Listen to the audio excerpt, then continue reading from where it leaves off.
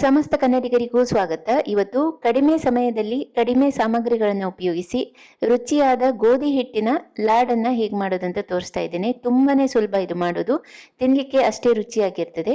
ಬನ್ನಿ ಹೇಗೆ ಮಾಡೋದಂತ ನೋಡೋಣ. ಮೊದಲು ಒಂದು ಪ್ಯಾನಲ್ಲಿ 3 ದೊಡ್ಡ ಚಮಚ ಆಗುವಷ್ಟು ತುಪ್ಪ ಹಾಕೊಂಡಿದ್ದೇನೆ. ತುಪ್ಪ ಸರಿಯಾಗಿ ಬಿಸಿ ಆದ ಮೇಲೆ 2 ಕಪ್ ಆಗುವಷ್ಟು ಗೋಧಿ ಹಿಟ್ಟನ್ನು ಹಾಕಿದ್ದೇನೆ. ಮೆಜರ್ಮೆಂಟ್ ಕಪ್ನಲ್ಲಿ 2 ಕಪ್ ಆಗುವಷ್ಟು ತಗೊಂಡಿದ್ದೇನೆ. ಇದನ್ನು ಚೆನ್ನಾಗಿ ಹುರ್ಕೊಳ್ಬೇಕು.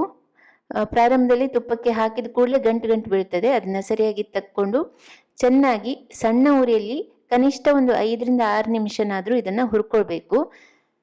ಅದು ಒಳ್ಳೆ ಸುವಾಸನೆ ಬರ್ಲಿಕ್ಕೆ ಸ್ಟಾರ್ಟ್ ಆಗ್ತದೆ.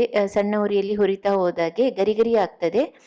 ನಂತರ ಒಂದು 5-6 ನಿಮಿಷ ಹೀಗೆ ಹುರಿದಾದ್ಮೇಲೆ ಅದನ್ನ ತೆಗೆದು ಒಂದು ಬೇರೆ ಪಾತ್ರೆಗೆ ಹಾಕೊಳ್ಬೇಕು. ನಾನಿಲ್ಲಿ ಒಂದು ಮಿಕ್ಸಿಂಗ್ ಬೌಲ್ಗೆ ಹಾಕೊಳ್ತಾ ಇದ್ದೇನೆ.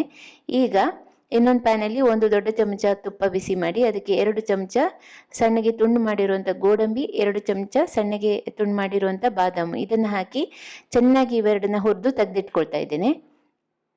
ಈಗ ಅದೇ ಪ್ಯಾನಲ್ಲಿ ಅರ್ಧ ಕಪ್ ಆಗುವಷ್ಟು ಬೆಲ್ಲ ಹಾಕೊಂಡಿದ್ದೇನೆ. ಅದಕ್ಕೆ ಒಂದು 2 ದೊಡ್ಡ ಚಮಚ 2-3 ಚಮಚ ಆಗುವಷ್ಟು ನೀರು ಹಾಕೊಂಡ್ರೆ ಸಾಕು. ಬರೀ ಬೆಲ್ಲ ಕರಗುವ ತನಕ ಮಾತ್ರ ಇದನ್ನ ಬಾಯ್ಲ್ ಮಾಡಬೇಕು. ನಂತರ ಇದನ್ನ ನಿಮ್ಗೆ ಕಸ ಇದೆ ಅಂತ ಅನ್ಸಿದ್ರೆ ಅದನ್ನ ಗಾಳಿಸ್ಕೊಂಡು ಹಾಕೊಳ್ಳಿ. ಆ ಗೋಧಿ ಹಿಟ್ಟಿಗೆ ಹಾಕಿದ್ದೇನೆ.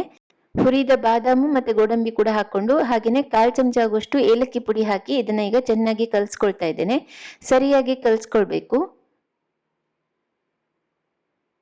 ನಂತರ ಕೈಗೆ ಸ್ವಲ್ಪ ತುಪ್ಪ ಸವರ್ಕೊಂಡು ಅಂಗೈಗೆ ಉಂಡೆ ಕಟ್ಟಿದ್ರೆ ಆಯ್ತು.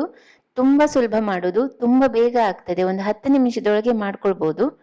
ಮತ್ತೆ ಗೋಧಿ ಹಿಟ್ಟು ಬೆಲ್ಲ ಹೆಚ್ಚಾಗಿ ಇದ್ದೇ ಇರ್ತದೆ ಮನೆಯಲ್ಲಿ. ಒಮ್ಮೆ ಟ್ರೈ ಮಾಡಿ ನೋಡಿ, ತುಂಬಾ ರುಚಿಯಾಗಿರ್ತದೆ. ನಾನು ಇದರಲ್ಲಿ ಒಂದು ಲಾಡನ್ನ ಹೀಗೆ ಓಪನ್ ಮಾಡಿ ತೋರಿಸ್ತೇನೆ. ತುಂಬಾ ಸಾಫ್ಟ್ ಆಗಿ ಇರ್ತದೆ, ಅಷ್ಟೇ ರುಚಿಯಾಗಿರ್ತದೆ. ಬೇಗನೆ ಮಾಡ್ಕೊಳ್ಬಹುದು. ಇವತ್ತಿನ ಈ ರೆಸಿಪಿ ಗೋಧಿ ಹಿಟ್ಟಿನ ಲಾಡು ನಿಮಗೆಲ್ಲ ಇಷ್ಟ ಆಗಿದೆ ಅಂತ ಭಾವಿಸ್ತೇನೆ. ಇನ್ನೂ ಹೆಚ್ಚಿನ ರೆಸಿಪಿಗಳಿಗಾಗಿ ನಮ್ಮ ಸವಿರುಚಿ ಚಾನೆಲ್ನ ಯೂಟ್ಯೂಬ್ನಲ್ಲಿ ಸಬ್ಸ್ಕ್ರೈಬ್ ಮಾಡಿ, ಫೇಸ್ಬುಕ್ನಲ್ಲಿ ಫಾಲೋ ಮಾಡಿ ಅಂತ ಕೇಳ್ಕೊಳ್ತೇನೆ. ಧನ್ಯವಾದಗಳು.